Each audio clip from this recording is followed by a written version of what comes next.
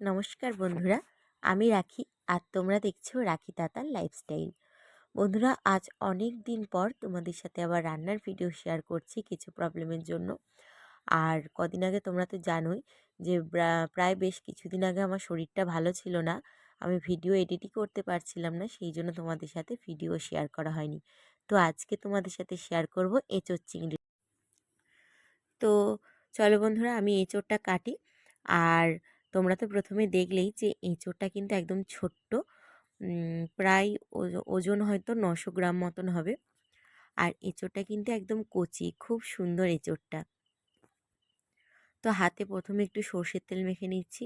আর সত্যি কথা বলতে না, আমার একদম ভালো লাগে না এই এঁচোড় কাটতে। হ্যাঁ, তবে এঁচোড় খেতে কিন্তু খুব ভালো লাগে। এঁচোড় এমন একটা খাবার না, যেটা সবারই খেতে খুবই ভালো লাগে, কিন্তু এঁচোড়টা কাটতে না খুব সমস্যা হয়। আমার একদম ভালো লাগে না এঁচোড় কাটতে। বটিতে, হাতে, মানে সব জায়গা কেমন আঠা আঠা হয়ে যায়, বিরক্ত লেগে যায়। তো তবুও কাটতে তো হবেই। তো দেখো আমি কিভাবে কাটছিলাম খোসাগুলো। এদিকে হাতও মানে স্লিপ করছে, ভয়ও লাগছে হাত কেটে যাওয়ার।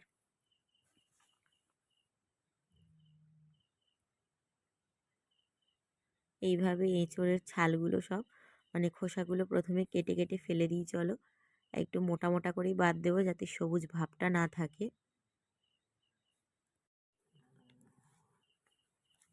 তো এরপর কিন্তু আমার সব এঁচোড়গুলোর খোসা ছাড়ানো হয়ে গেছে। এরপর আমি কেটে নিচ্ছি। আর তখন কিন্তু আমি মায়ের সাথে গল্প করছিলাম, কী কথা বলছিলাম আমি জানি না, মনে নেই। প্রথমে মা এসে বলে বলে দিয়েছিল যে কী এরকমভাবে কাটবো এঁচোড়টা, সেইভাবেই কাটছি। আর কী কথা বলছিলাম হাত নেড়ে নেড়ে, আমি সত্যি নিজেও জানি না। চলো সব এঁচোড়গুলো কেটে নিই। তো আমি এঁচোড়টাকে কিন্তু কেটে নিয়েছি, দেখো একদম ছোট্ট ছোট্ট করে কেটেছি, পাতলা পাতলা করে। আর আলুগুলোকে ডুমো ডুমো করে কেটেছি। তো একসঙ্গে আলু আর এঁচোড়টাকে কিন্তু ধুয়ে নেব। এরপর কিন্তু মা এখানে উনুন ধরিয়ে দিয়েছে। আর কড়াটা এমন, এর আগে কিন্তু মা একটা তরকারি করেছিল, সেই জন্য কড়াটা এরকম হলুদ হয়ে আছে।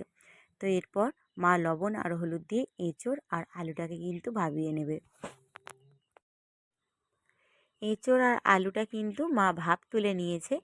আর ভাপ তোলা কেন বলছি, এঁচোড় আর আলু একদম পুরোপুরি সেদ্ধ করা যাবে না। এখনই যদি পুরোপুরি সেদ্ধ করে নেওয়া হয় না, তাহলে মাংসর মতো যে অনেকক্ষণ ধরে কষানো হবে, সে মানে জল ঢেলে তরকারিটা অতক্ষণ ধরে হবে, তখন কিন্তু পুরোপুরি ঘেঁটে যাবে আর একদমই তরকারিটা খেতে ভালো লাগবে না।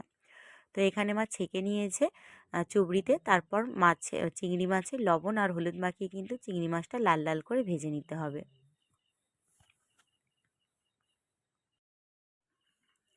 দেখো চিংড়ি মাছটা কিন্তু অনেকক্ষণ ধরে মা ভেজেছে লাল লাল করে। এরপর চিংড়ি মাছটা কিন্তু তুলে নেবে। আর চিংড়ি মাছ ভাজলেই দেখো তেলটা কেমন গাজা হয়ে যায়।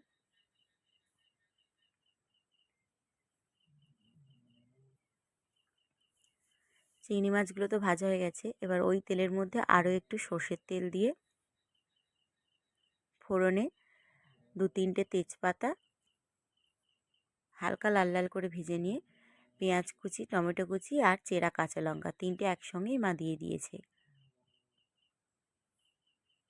এরপর দিয়ে দিয়েছে আদা আর রসুন বাটা। সব মশলাগুলোর সঙ্গে কিন্তু খুব ভালো করে কষিয়ে নেবে। একবার এইভাবে বাড়িতে বানিয়ে খেয়ে দেখো, দারুণ খেতে হয় কিন্তু এঁচোড় চিংড়ি। এরপর মা দিয়ে দিয়েছে পেঁয়াজ বাটা। এক একজনের রান্না করার ধরন কিন্তু এক এক রকম। আর সবার হাতে রান্না হয়তো টেস্টও হতে পারে, কারোর হাতে তো খাইনি, মায়ের হাতে খেয়েছি তাই বলছি। যে সত্যি বলছি, এইভাবে বানিয়ে একবার খেয়ে দেখো, ভালো খেতে হয়। এরপর পরিমাণ মতো লবণ, লঙ্কা গুঁড়ো আর হলুদ গুঁড়ো দিয়ে মশলাগুলো কিন্তু খুব ভালোভাবে অনেকক্ষণ ধরে কষিয়ে নিতে হবে। মশলাগুলো থেকে কিন্তু দেখো ভালোভাবে তেল ছেড়ে দিয়েছে। এরপর কিন্তু মা দিয়ে দিয়েছে জিরে বাটা। আর আমরা কিন্তু সব তরকারিতেই বাটা মশলা খাই, শুধু ভিডিওর রান্না দেখাই বলে বাটা মশলা না, আমরা সব তরকারিতেই ঘরে বাটা মশলা খাই। যখন খুব বাটতে ইচ্ছে করে না, মানে জিরেটা না বিশেষ করে একটু প্রবলেম হয় বাটতে, তো তখনই মা জিরে গুঁড়ো রেখেছে, সেই জিরে গুঁড়োটা তরকারি দেয়, সেটা ভিডিও রান্না বলো বা আমাদের বাড়ি খাওয়া রান্না বলো।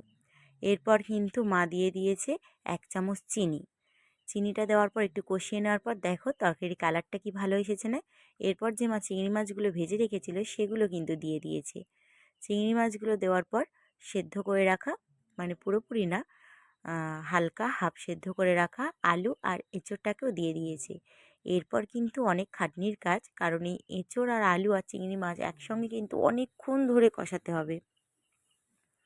মাংস ঠিক আমরা যেমনভাবে কষি সময় নিয়ে, সেইভাবে কিন্তু ধীরে ধীরে সময় নিয়ে নিয়ে কষতে হবে এই এঁচোড় চিংড়িটা। আমরা কিন্তু প্রায় সময় নিরামিষের দিনেই এঁচোড়টা খাই। তো আজকে যেহেতু বাবা চিংড়ি মাছ এনেছে বড় বড়, তাই মা বলল যে এঁচোড় দিয়ে আজকে চিংড়ি মাছটা করব। এরপর কিন্তু মা অনেকক্ষণ ধরে কষিয়ে নিয়েছিল। তারপর কিন্তু জল দিয়ে দিয়েছে। আর এই তরকারিটা না একদম মাখো মাখো হবে, গায়ে গায়ে, বেশি ঝোল হবে না, সেই জন্য জলটা কিন্তু একদম কম করেই দিতে হবে। চলো এবার ঢাকা দিয়ে রাখা যাক সেদ্ধ হওয়ার জন্য। আবার খুব বেশি সেদ্ধ হবে না, পুরোপুরি ঘেঁটে গেলে কিন্তু ভালো লাগবে না। চলো ঢাকা দেওয়া যাক, সেদ্ধ। চলো এবার আলু আর এঁচোড়টা সেদ্ধ হয়েছে কি দেখা যাক। আলু আর এঁচোড় তো দেখেই মনে হচ্ছে ভালোভাবেই সেদ্ধ হয়ে গেছে। এরপর কিন্তু আমি গরম মশলা বেটে রেখেছিলাম, সেই গরম মশলা বাটাটা কিন্তু মা এখন তরকারিতে দিয়ে দেবে। এই এঁচোড় চিংড়ি করলে কিন্তু, এঁচোড় চিংড়ি বলো বা নিরামিষ এঁচোড়, এই গরম মশলাটা দিলে না এঁচোড়ের স্বাদটাই অন্যরকম হয়ে যায়। গরম মশলাটা দেওয়ার পর কিন্তু 2 থেকে 3 মিনিট ফুটিয়ে নিই। দেখো এইবার এঁচোড় চিংড়িটা কিন্তু একদম রেডি, আর ঝোলটাও মাখো মাখো হয়ে গেছে। এরপর কিন্তু মা নামিয়ে নেবে। এবার বলো যে আজকে এই এঁচোড় চিংড়ির পুরো রেসিপিটা তোমাদের কেমন লাগলো। যদি ভালো লেগে থাকে অবশ্যই আমার চ্যানেলটাকে সাবস্ক্রাইব করে আমার পাশে থেকো, আর ভিডিওটাতে একটা লাইক করে দিও। আর তোমরা সবাই কিন্তু একবার হলেও এইভাবে এঁচোড় আর চিংড়ি বাড়িতে বানিয়ে খেয়ে দেখো, দারুণ খেতে হয়। তো চলো বন্ধুরা, টাটা, তোমরা সবাই ভালো থেকো, সুস্থ থেকো, আর আমার চ্যানেলটাকে কিন্তু সাবস্ক্রাইব করতে ভুলো না। চলো টাটা, দেখা হবে আবার পরের ভিডিওতে।